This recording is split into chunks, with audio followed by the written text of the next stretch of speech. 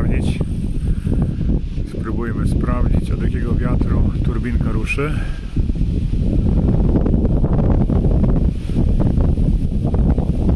Proszę bardzo, 7 metrów. W porywie.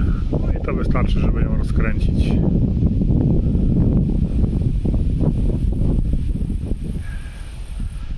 Jak ona już się rozbujała, to powinna teraz się kręcić.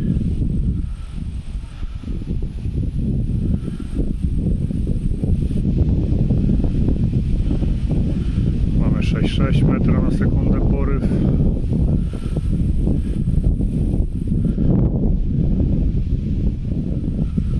Wiatr południowo-zachodni.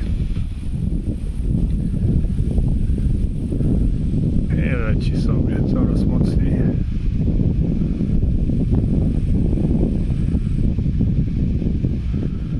Teraz nawet jak wiatr jest 6 metrów, to ona sobie już śmiga ładnie.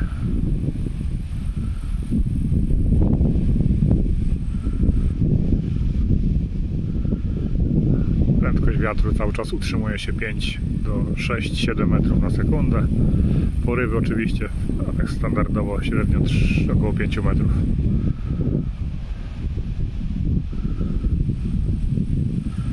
No i są podmuchy mocniejsze, do tego czasem zwolni, czasem ruszy szybciej. Dlatego produkcja nie jest jakaś stabilna, ale idzie. Pozdrawiam.